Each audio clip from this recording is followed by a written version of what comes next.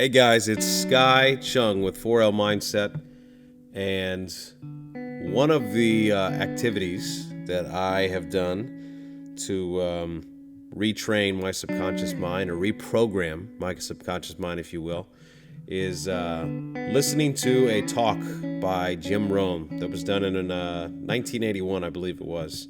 And I'd like to share that with you right now. And I decided, you know what? What's a better way to get in your subconscious mind than to actually, read it myself. I've listened to this over and over and over and over again. But I feel like, you know what? It's time that I go ahead and commit and read it out loud. So I invite you to go ahead and listen. If you haven't heard this before, it's a wonderful, wonderful talk, and this is one that I have listened to once again for many, many years now, and it's definitely helped me out. It is the greatest advice ever told, and this is by, once again, Jim Rohn. Whatever it takes for you to try harder, read more, set your goals, and go for it. Here's the next attitude disease: overcaution. Some people will never have too much. They're too cautious. Now, you can also be too reckless, but you can also be too cautious. This is called the timid approach to life.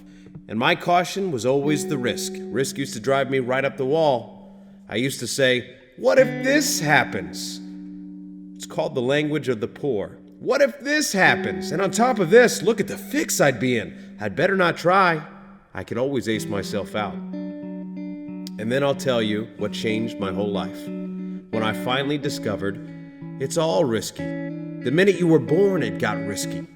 If you think trying is risky, wait till they hand you the bill for not trying. If you think investing is risky, wait till they hand you the tab for not investing. See, it's all risky. Getting married is risky. Having children is risky.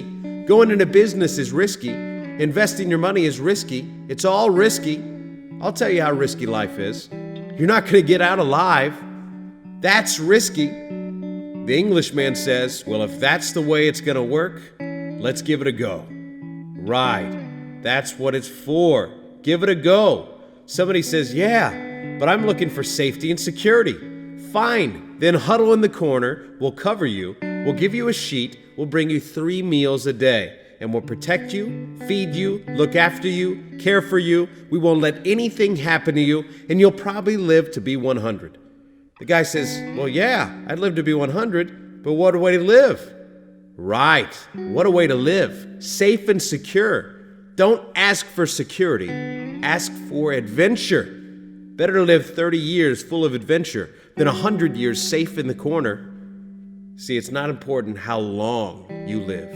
What's important is how you live.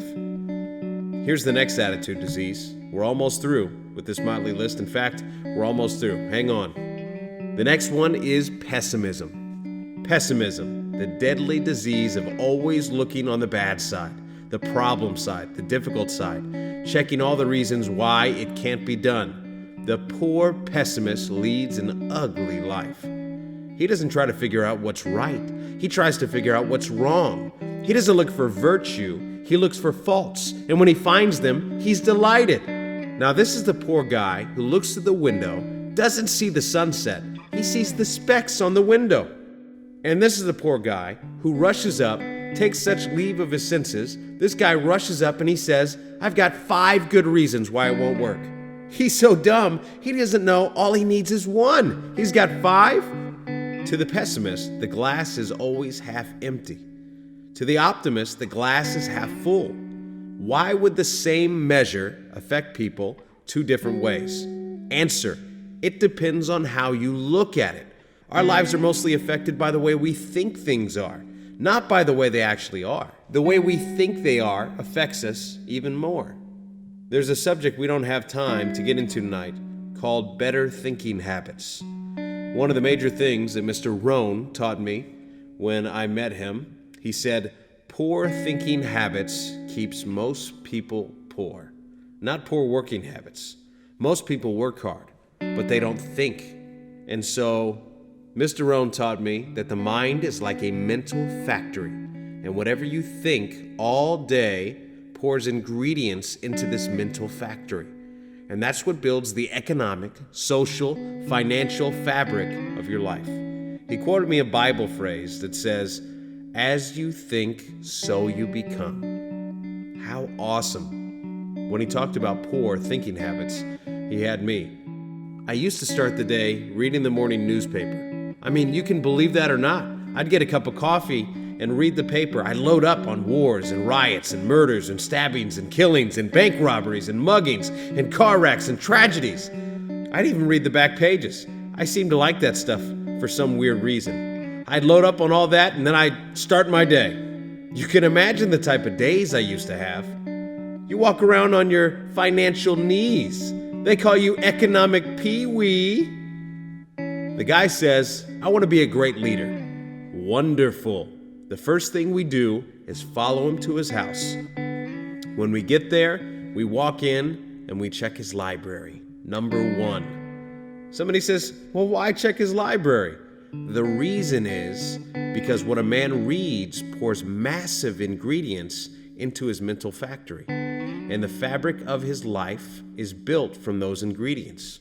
You would not believe what some people have got to read in their house. You would just not believe.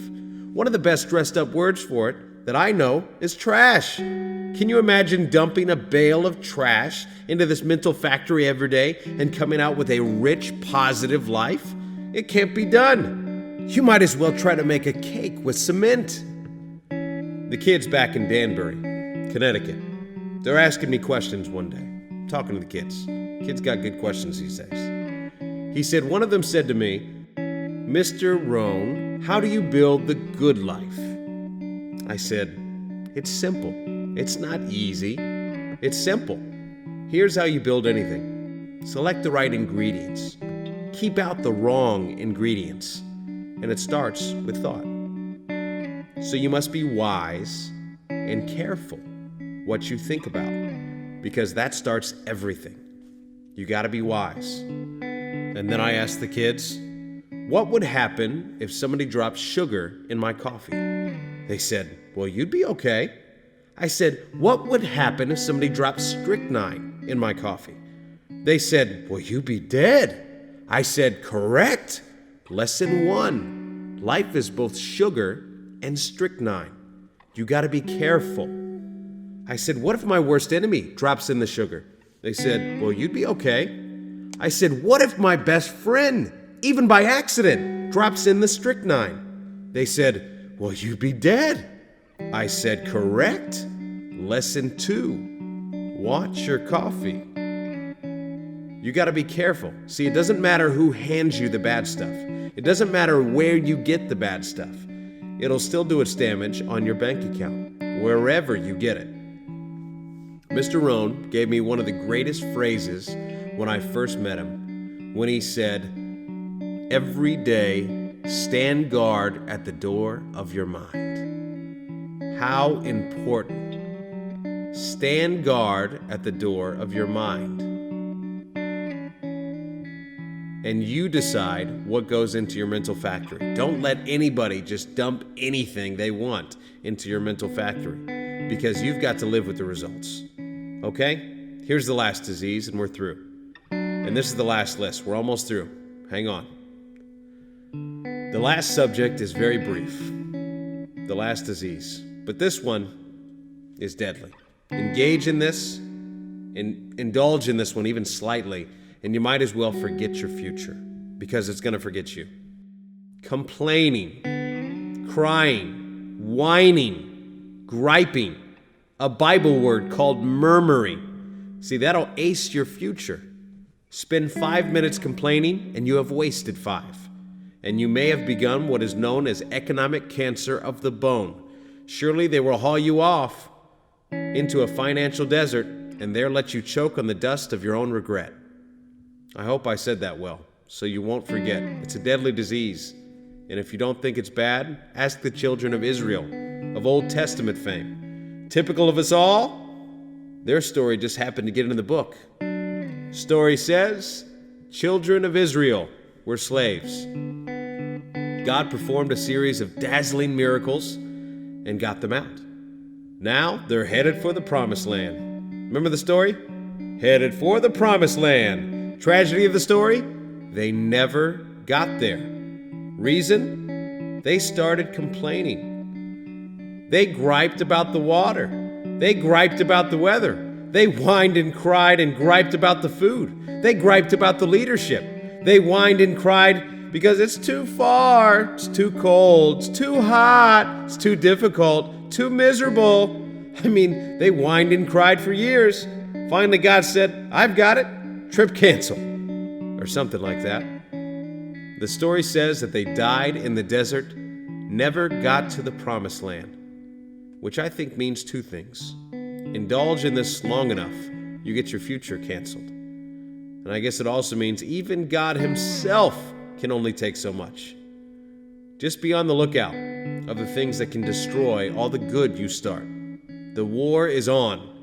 And this morning, this evening, tomorrow, mentally, personally, socially, economically, you've got to make sure that you're winning the war. And this is part of it.